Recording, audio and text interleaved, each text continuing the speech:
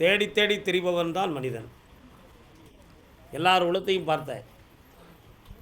ஒவ்வொருத்தர்கிட்டையும் ஒவ்வொரு தேடல் இருக்குது. ஒருத்தன் நிம்மதியை தேடுதான், ஒருத்தன் மனைவியை தேடுதான், இன்னொருத்தன் காதலியை தேடுதான், இன்னொருத்தன் காசு பணத்தை தேடுதான், இன்னொருத்தன் கடன் தீர வேண்டும்ங்கிற ஒரு மன அமைதி ஆனந்தத்தை தேடுதான். தேடாத மனிதனே இல்லை. உண்மையா இல்லையா? தேடியது கிடைக்காமல் வாடாத மனிதர்களும் இல்லை. ஆனால் வேண்டும் வேண்டும் என்று நாடாத உள்ளங்களும் இல்லை. இதுதான் உலகத்தினுடைய இயற்கை. ஆனால் இப்போ சிலவருடைய உள்ளத்தில் இப்பொழுதே 12:15 மணி ஆகிடுது. இன்னும் உத்தரவு சொல்லுறதுக்கு சாமி 1:30 மணிக்கு எதிர்ச்சிருவார்.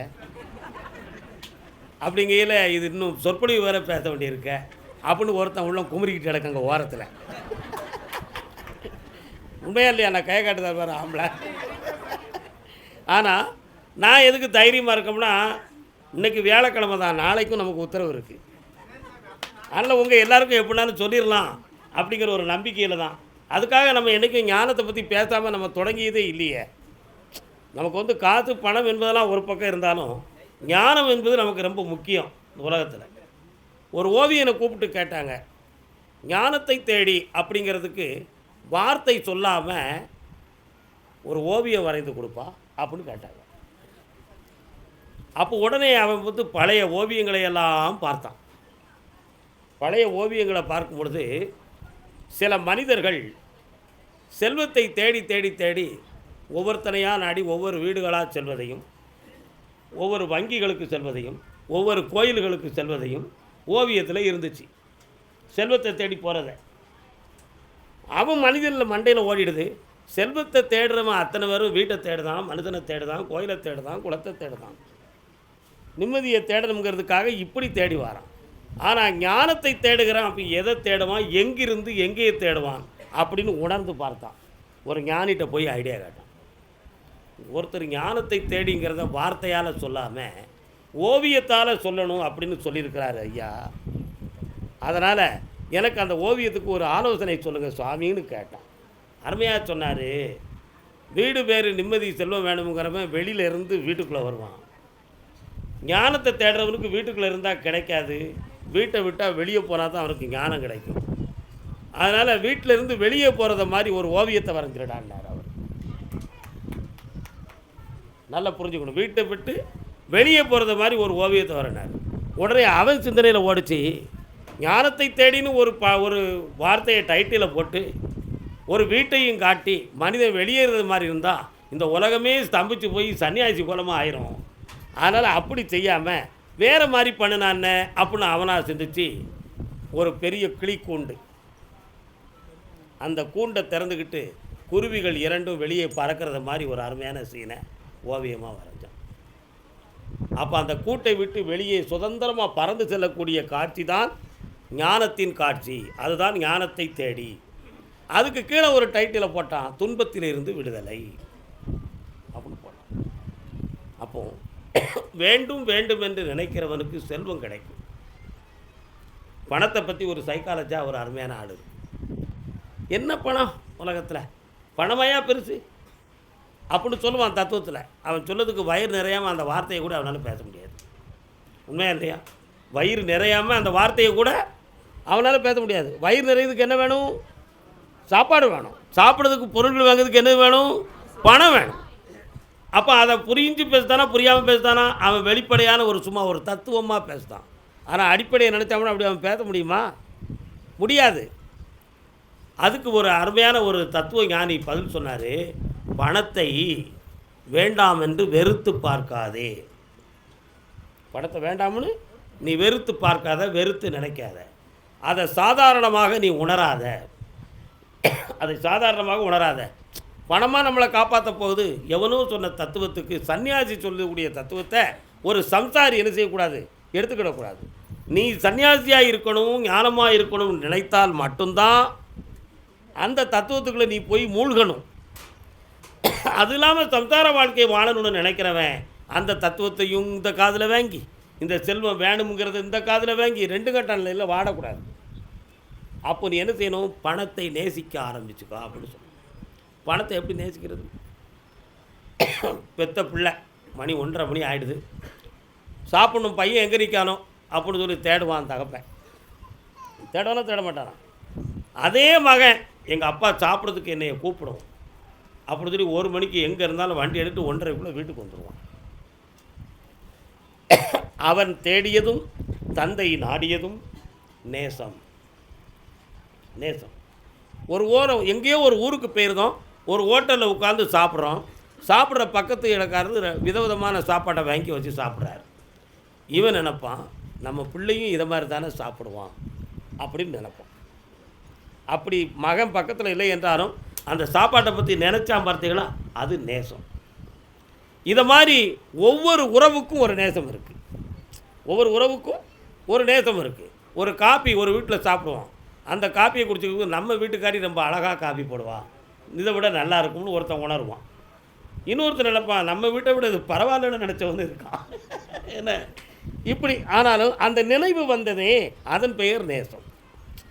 மகிழ்ச்சியாக நினைத்தது மட்டுமல்ல, அந்த மனதுக்குள்ளே இருந்த உணர்வு இருக்கு இல்லையா, அந்த உணர்வுக்கு பேர் நேசம். அதை மாதிரி நீ ஒவ்வொரு உறவின் மீது பற்று வைத்தது போல, ஒவ்வொரு நபர்களின் மீது ஒரு நட்பின் மீது நீ பற்று வைத்தது போல, பாசம் வைத்தது போல, நீ பணத்தின் மீது பாசத்தை செலுத்து. பணம் வேணும், பணம் நிறைய வேணும், பணத்தை வச்சு நிறைய விஷயங்களை சாதிக்கணும், நிறைய தர்ம காரியங்களை செய்யணும், தான தர்மங்களை செய்யணும், இல்லாமல் என்று இதயத்தில் வாடியிருக்கும் மனிதனுக்கு உதவி செய்வதற்கு என் கையில் நிறைய பணத்தை கொடு அப்படின்னு நினச்சி நம்ம அந்த பணத்தின் மீது நேசத்தை கூட்ட கூட்ட எந்த வழியிலேயோ அந்த பணம் வந்து நமக்கு சேர்ந்துடும்.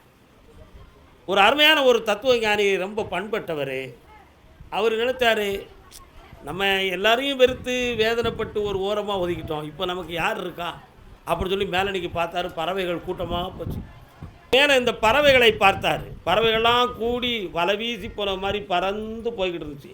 அதை பார்த்து ஒரு கும்பிடு போட்டான். அதனால் கும்பிடு போட்டோன்னா நீங்களாவது ஒற்றுமையாக இருக்கீட அப்படின்னு சொல்லி கும்பிடு போட்டான். அடுத்த கணம் இறைவா, இந்த மாதிரி ஒற்றுமையாக இருக்கக்கூடிய பறவைகள்லாம் என் பக்கத்தில் வந்து கொஞ்சம் குலாவணும் அப்படின்னு ஒவ்வொரு நாளும் தியானம் முழுதும் தன்னை அறியாமலே அவருடைய உள்ளத்துக்குள்ளே அந்த பறவைகளை பற்றிய எண்ணங்கள் சிந்தனை வந்துருச்சு.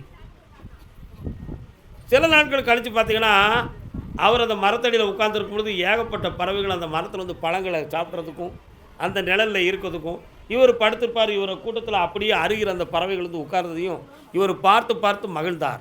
அப்பொழுது உணர்ந்தார், நான் இறைவன்ட்ட மனதார உண்மையாக என்னத்தை நினச்சி நான் பிரார்த்தனை பண்ணனோ அவைகள்லாம் என் பக்கத்தில் வந்து இருக்குது அப்படின்னு நினச்சார். அதை மனோதத்துவமாக உணர்ந்து பார்த்தான். அப்போ மன இடைஞ்சல் இல்லாமல், மனதில் எந்த ஒரு பிசிர் தட்டாமலும், எந்த ஒரு இடைச்செருகல் இல்லாமலும், முழு மனதோட எது வேண்டுமென்று நாம் பிரார்த்தனை செய்கிறோமோ அது நடக்கிறது என்பதை அதற்கு பிறகு தான் அந்த நபரை நினைத்து உணர்ந்து பார்த்தார். இதிலிருந்து பக்தனுக்கு என்ன வேணும்? ஒருவன் வந்து பிரார்த்தனை பண்ணுகிற பொழுது, கடவுள்கிட்ட முறையிடுகிற பொழுது அவன் மனசை முழுசாக கொடுக்கணும். வேறு எந்த சிந்தனைகள்லையும் எந்த ஒரு செருகல்லையும் அந்த உள்ளே இணைஞ்சிடக்கூடாது, ஒரு சுமையை வச்சுருக்கக்கூடாது.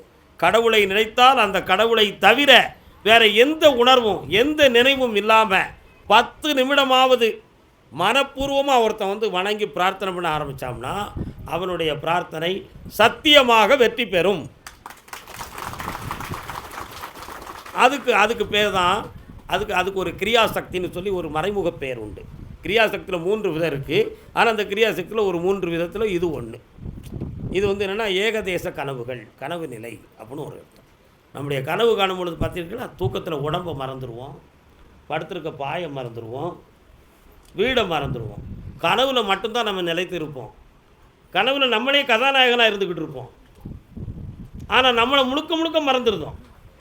அதுக்கு பேர் கனவு நிலை. அந்த கனவு நிலைகளைப் போல உன் மனதை இறைவன் பக்கம் திருப்புகிற பொழுது இறை நினைவு நிலைக்கு உன்னை நீ ஆள்படுத்த வேண்டும். நீ யாருங்கிறத மறந்துடணும், நீ யார் மகன் அப்படிங்கிறத மறந்துடணும், எப்பேற்பட்ட தரம் உள்ளவங்கிறத நீ மறந்துடணும், எத்தனை கோடி செல்வத்துக்கு நீ அதிபதி என்பதை நீ மறந்துடணும், எவ்வளவு பெரிய துயரத்தை நீ சுமந்து கொண்டு இருக்கிறாய் என்னும் வேதனை உணர்வுகளை கூட நீ மறந்துடணும்.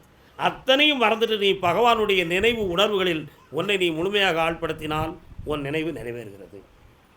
அப்போ வெற்றி நம்ம கையில் தான். நம்முடைய மனசு வந்து என்ன செய்யுது? புலம்பிக்கிட்டு அலையுது. ஒன்றை நினைக்கின்ற பொழுது இன்னொன்று, இன்னொன்று நினைக்கின்ற பொழுது மற்றொன்று. செவி ஒன்று கேட்கிறது, கண்ணொன்று பார்க்கிறது, வாயொன்று பேசுகிறது, உடல் ஒன்றை தேடுகிறது, உணர்வு ஒன்றை நாடுகிறது. ஆனால் இந்த ஐந்து பூதங்களும் 5 வகையிலே திசை திருப்பி ஓடிக்கொண்டிருந்தான் மனிதன் என்னைக்கு ஒருநிலைப்பட போகிறான், என்னைக்கு பக்குவப்பட போகிறான், என்னைக்கு ஒரு முடிவுக்கு வரப்போகிறான்? இந்த முடிவுக்கு வர வேண்டியதுக்கு பேர் தான் பிரார்த்தனை, தவம். இந்த விஷயத்துக்கு மனிதன் முதல்ல ப்ராக்டிக்கலாக ஆழ்படுத்தணும். எல்லாரும் பணம் வேண்டாம்னு சொல்லக்கூடிய ஒருத்தரை சொல்லுங்கள். எல்லாருக்கும் பணம். என் குருநாதர் எனக்கு கேட்டார், உனக்கு பல கோடி பணம் தருவோம்ப்பா அப்படின்னு சொன்னார். நான் சொல்கிறது 35 ஆண்டுகளுக்கு முன்னால். நான் மட்டும் அப்பொழுது எல்லாரும் பணம் தரணும்னு சொன்னேன். என் முன்னால் லாட்ரி சீட்டு எங்கள் குருசாமிகிட்ட 30 வருஷத்துக்கு முன்னால் லாட்ரி சீட்டு வாங்கி பரிசு வாங்கி கோடீஸ்வரனானவன், வாக்கு கேட்டு கோடீஸ்வரனானவன் நிறைய பேர்கள். அவங்கெல்லாம் பணம்னு அடையும் பொழுது அவர் கொடுத்த வரத்துக்கு மகிழ்ச்சி அடைந்தாங்க. ஆனால் உண்மையிலேயே உனக்கு பல கோடி பணம் வரப்பான்னு என்னையே சொன்னார். ஆனால் நான் மட்டும் அதை மகிழ்ச்சியாக ஏற்காமலும் துயரமாக நினைக்காமலும் என்னை அறியாமலே நான் மௌனமாக இருந்தேன். என்னுடைய உண்மையை நான் உங்கள்கிட்ட சொல்லுதேன். நீங்கள்லாம் என்னை நம்பி வந்திருக்கீங்க, என் மனம் எப்படி இருந்துச்சுங்கிறத நான் சொன்னேன். என்னடா உனக்கு பல கோடி பணம் தாரம்னு சொல்லுதேன். எங்கள் பொன்னிச்சாமலனுக்கு தெரியும்னு நினைக்கிறேன். அவர் இருந்த பல கோடி பணம் தாரம்னு சொல்லுதேன். நீ சிரிக்கவும் இல்லை, அதை பற்றி பெருசாக நினைக்கலையே, என்னப்பா நீ அப்படின்னார். ஒரு கேள்வி, பல கோடி பணத்தை நீ எனக்கு தருகின்ற பொழுது பல பேருக்கு உதவுகிற மனதையும் சேர்த்து கொடுக்க வேண்டும்னு கேட்டேன். அவரே எந்திரிச்சின்னு எனக்கு வெற்றி மாலையை போட்டார். இப்படிப்பட்ட பரந்த மனப்பான்மை உள்ளவன் தான் மகனே எனக்கு வேணும். பல கோடி பணமும் தருவேன், பல கோடி மக்களும் தருவேன், அத்தனை பேரும் உன்னை நாடுவார்கள், அத்தனை பேருக்கு நீ உதவுவாயின்னு சொல்லி வரம் கொடுத்தார். புரியுதா? அதனால் பணம் கிடைப்பது மட்டும் பெரிதில்லை இந்த உலகத்தில். அந்த பணத்தை வச்சு பல பேர்களை வாழவும் வைக்கணும், மகிழவும் வைக்கணும். ஒரு 100 ரூபா பணத்தை எடுக்கிற பொழுது இந்த பணத்தை சம்பாத்தியம்னா எவ்வளோ வருத்தப்பட்டோம்னு ஒருத்தன் நினச்சாம்னா அடுத்தவனுக்கு ஒரு டீ வாங்கி கொடுக்க மாட்டான். உண்மையா இல்லையா? ஒருத்தருக்கு ஒரு டீ வாங்கி கொடுக்க மாட்டான். இதே பணத்தை நம்ம இன்றைக்கி கொடுப்போம், பகவான் அருளால் அவன் மனசு சந்தோஷம் அடையட்டும். ஒரு சின்ன அனுபவம், ஒரு நாள் முழுக்க ஒருத்தன் பட்னியாக கிடக்கான். இந்த பட்னியாக கிடக்கிறவனை பார்த்த உடனே அவனை கூப்பிட்டு வந்து அவனை பார்க்கும்பொழுது, என்னப்பா என்ன படுத்துருக்க? ஒன்றும் இல்லை அப்படின்னு சோர்ந்து சொல்லுவான். அவனை அப்படி கூட்டிகிட்டு வந்து கைகால் முகமெல்லாம் கழுவி, உட்கார் மகனே, சாப்பிடாத மாதிரி தெரியுதே. ஆமாம் ஐயா, நல்ல சாப்பிடுன்னு சொல்லி அறுசுவை உணவும் போட்டு ஆனந்தமாக சாப்பாடை வச்சு அவனை மனசார வஞ்சகம் இல்லாமல் அவனுக்கு சாப்பாடை போட்டு கொஞ்ச நேரம் அவனை அமைதியாக உட்கார வச்சுட்டீங்கன்னா தானாக அவன் பேச ஆரம்பிப்பான். நம்மகிட்ட வயிறு நிறைஞ்ச உடனே கொஞ்ச நேரம் கழித்து எழுதிவான், தானாக பேச ஆரம்பிப்பான். ஏதாவது பேசுவான். ஐயா நான் எங்கள் ஊருக்கு போகணும், என் பிள்ளை குட்டியை பார்க்கணும்பா, இல்லை நான் இப்படியெல்லாம் கஷ்டப்பட்ட ஐயான்னு சொல்லுவான். எதையாவது ஒன்று பேசுவான். ஆனால் அவ்வளோ நேரம் அவன் பேச முடியாமல் இருந்ததும் அவன் அடங்கி கிடந்தது எதனால்? இந்த பசிங்கிற ஒரு கொடுமையால். அந்த பசியை தீர்த்தது இந்த அன்னம். அந்த சாப்பாடை கொடுத்தவொடனே அவன் 5 நிமிஷத்தில் 10 நிமிஷத்தில் 15 நிமிஷத்தில் எந்திரிச்சு அவன் முகம் மலர்ந்து தானாக பேசக்கூடியதும் தானாக ஒரு பாட்டை பாடக்கூடியதும் அவன் முகத்தில் இருக்கக்கூடிய மகிழ்ச்சியும் இருக்கிறதே, அந்த ஆனந்தத்துக்குள்ளே ஒரு பெரிய புண்ணியம் இருக்குது. அந்த ஆனந்தத்துக்குள்ளே ஒரு புண்ணியம் இருக்குது. அதை தான் பட்டினத்தார் சொன்னார். பசித்தோர் முகம் பார் நல்லறமும் நட்பும் நன்றென்றிரு நடு நீங்காமலே உனக்கு இட்டபடி என்றென்றிரு ஒன்றென்றிரு தெய்வம் உண்டென்றிரு. யாரை பார்க்கணும்? பசித்தோருடைய முகத்தை பார், அவனுக்கு நீ அன்னதானம் பண்ணி கொடு. அதில் அவன் பெறக்கூடிய ஆனந்தம் 10 நிமிஷம் 2 செகண்ட் ஆனந்தமாவது உனக்கு ஒரு பெரிய புண்ணியத்தை கொடுக்கும் மகனே. அதனால் பிரத்தியாருக்கு கொடுத்து உதவுவது தர்மம். கொடுக்கின்ற மனதின் நெறி நடைமுறைக்கு தர்மம், கொடுக்கின்ற பொருளை இழப்பதற்கு பெயர் தானம். இந்த தானத்தையும் இந்த தர்மத்தையும் நீ கடைபிடித்தால் இறை என்னும் ஒரு சக்தி உன்னை ஆசீர்வதிக்கிறது என்பது பொருளாகும். ஆகையினால தான் நம்ம கோயிலில் என்ன வச்சுருக்குறோம், 1996 நான் அன்னதானம் தொடங்கினேன். அந்த அன்னதானம் தொடங்கின அன்னைக்கு எங்கள் ஊரில் அருமையாக செழித்த மழை வந்துச்சு. பயிர்களெல்லாம் பசுமையாக அருமையாக இருந்துச்சு. அப்படி தொடர்ந்து அன்னதானத்தை இன்று வரை கடவுள் என்னை செய்ய வச்சிருக்கிறார். இன்னும் மென்மேலும் செய்ய வைப்பார். மேலும் சொல்லுகிறேன்,